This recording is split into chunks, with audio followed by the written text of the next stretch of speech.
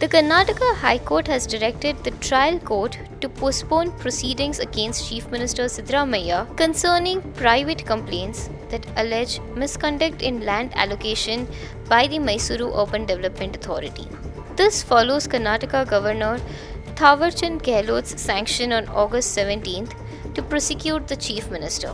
In response, Siddaramaiah petitioned the High Court, arguing that the sanction was an attempt to destabilize his government. The case is scheduled for its next hearing on August 29th, with respondents asked to submit their responses.